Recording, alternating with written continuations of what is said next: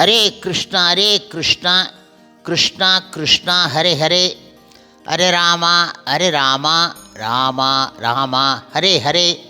குட்டி கதைகள் 464. இங்கு சுகதேவ கோஸ்வாமி அவர்களின் கதை காண்போம். முன்பு ஒரு சமயம் பகவான் ஸ்ரீ கிருஷ்ணரின் சக்தி ஆவேச அவதாரமான ஸ்ரீ வியாசதேவரின் புத்திரர் ஸ்ரீ சுகதேவ கோஸ்வாமி ஆவார்.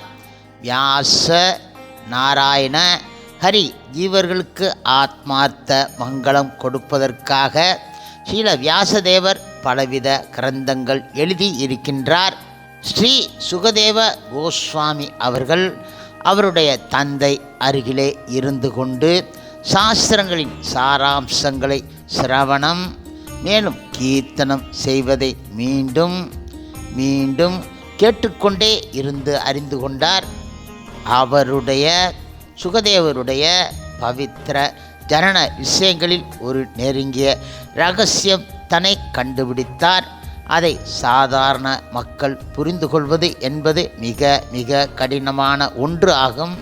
முன்பு ஒரு சமயம் மகா பாகவதரான மகாதேவர் சிவபெருமான் யாரும் இல்லாத தனிமை இடமான ஒரு வனத்திலே தனது துணைவியான பார்வதிக்கு பகவத் கதை ஒன்றை சொல்லிக்கொண்டு இருந்தார். சிவபெருமான் கூறினார். பார்வதி அவர் சொல்லும் கதையை கேட்டு என கூறிக்கொண்டு இருந்தார். பகவான் கிருஷ்ணர் கதையை கேட்டு கேட்டு பார்வதி தேவி தூங்கி போய் விட்டார். பகவத் கதை நிறுத்த இல்லாத நிலையில் சிவபெருமான் சொல்லும் கதையை என்று சொன்ன நோக்கத்தால் அருகில் உள்ள மரத்தின் மேல் உட்கார்ந்து இருந்த சுக பச்சி கிளி பார்வதி குரலுக்கு ஏற்ப என கூறியது. இந்த குரல் யார் கூறுகின்றார் என்பதை அறிந்து கொண்ட சிவபெருமான் அந்த சுகப்பறவையை விரட்டி கொண்டு போனார். ஆனால் அந்த சுகப்பறவை தப்பித்து கொண்டு அங்கிருந்து பறந்து போய் நேராக வியாசதேவரின் மனைவியின் கற்பத்திற்குள் தஞ்சம் அடைந்து விட்டது. சில வியாசதேவர் அவருடைய மனைவியின் கற்ப நிலையை பார்த்து மிக மிக ஆனந்தம் கொண்டார். ஆனால் தெய்வ பிரபாவத்தால் 10 மாதம் 10 நாள் கழித்தும் பிரசவம் ஆகவில்லை.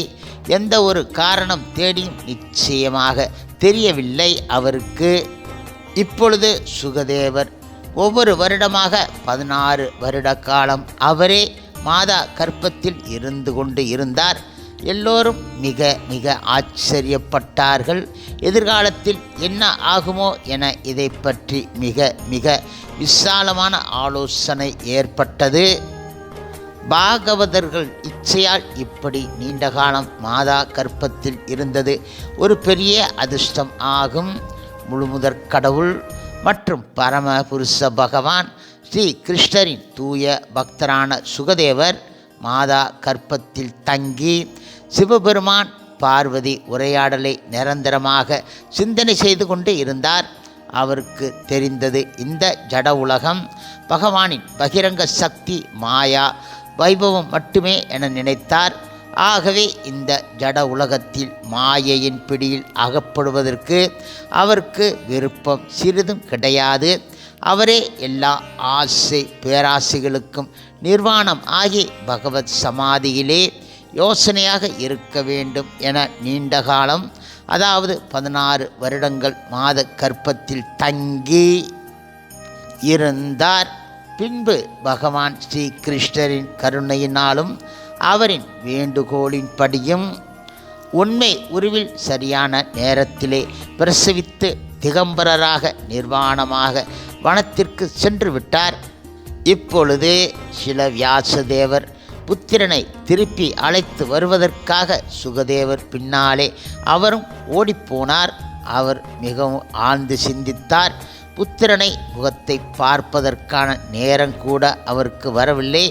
ஆகவே ஓ புத்திரா என கூறி ஆழ்ந்த துயரம் அடைந்து நடந்து போனார். இப்படியாக இருக்கும் அந்த நேரத்திலே நிர்வாண நிலையில் ஏரியில் ஸ்நானம் செய்து கொண்டு இருந்த தேவ கன்னியர்களை ஸ்ரீல வியாசதேவர் பார்த்தார். வியாசதேவரின் வார்த்தைகளை கேட்டு தேவ கன்னியர்கள் வெட்கப்பட்டு தங்களின் மானத்தை காப்பாற்றுவதற்காக உடனடியாக வஸ்திரம் அணிய முயற்சி செய்தார்கள்.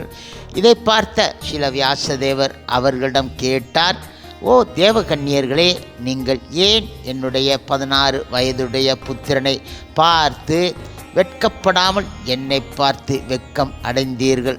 இதற்கு காரணம் என்ன? உண்மையை எனக்கு கூறுங்கள் என்றார் அவர். இப்பொழுது அவர்கள் கூறினார்கள், ஓ மகரிஷி, நீங்கள் வயதான மகாமுனி, கிரந்தங்களை எழுதுபவர், சக்தி ஆவேஷ அவதார். நீங்கள் இல்லற காரியங்களில் ஈடுபட்டு இருந்ததால் தூலம் மேலும் சூட்சும அபிமான நிலை காரணத்தால் விஷயங்களின் மேல் ஈடுபட்டு இருப்பவர் என கூறி ஜட ஆசை உதயமாகும். ஆகவே அந்த வெட்கத்தை போக்குவதற்காக நாங்கள் வஸ்திரங்களை அணிந்து கொண்டோம் என்றார்கள். ஆனால் சுகதேவரோ வெளிதேகம் மேலும் மனது விகாரம் பூஜ்யம் பகவத் சிந்தனை உடையவர். அவர் இந்த பக்கம் அந்த பக்கம் பார்க்கும் விசாரணை இல்லாதவர், அகங்காரம் மேலும் ஜட அபிமானம் இல்லாதவர். அதனால் அவரை பார்த்து, சுகதேவரை, மனதில் சஞ்சல பிரகாசம் நாங்கள் அடையவில்லை. ஆனால் தங்களை பார்த்ததும் நாங்கள் வெட்கம் அடைந்து ஆடைகளை உடுத்தி கொண்டோம் என்றார்கள். இப்பொழுது வியாசதேவர் கூறினார், நீங்கள் சுகதேவர் எந்த வழியாக போனார் என்பதை பார்த்தீர்களா? தேவகன்னியர்கள் சுகதேவர் எந்த வழியாக போனாரோ அந்த வழியை காட்டினார்கள். ஆனால் ஸ்ரீல வியாசதேவரால் சுகதேவரை மீண்டும் திருப்பி அழைத்து கொண்டு வர முடியவில்லை வீட்டிற்கு. இதற்கு பின்பு தனது சிஷ்யர்கள் மூலம் சுகதேவரை அழைத்து கொண்டு வந்து ஸ்ரீமத் பாகவத புராணம் முழுவதையும் அவருக்கு உபதேசம் செய்து அருளினார்.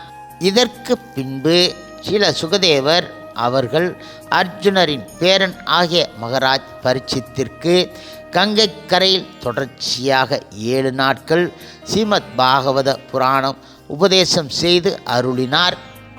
இதனால் லௌகீக பயத்தில் இருந்து மகாராஜர் விடுபட்டார். சுகதேவரிடம் மகாராஜ் பரீட்சித்து தொடர்ச்சியாக பாகவத புராணம் கேட்டதினால் அவர் முக்தி அடைந்து பகவான் ஸ்ரீ கிருஷ்ணரின் திருப்பாத கமலங்களுக்கு பக்தி தொண்டு செய்வதற்காக அவருடைய பரம் தாமத்தை அடைந்து விட்டார். ஹரே கிருஷ்ணா கிருஷ்ணா கிருஷ்ணா ஹரே ஹரே, ஹரே ராமா ராம ராம ஹரே ஹரே.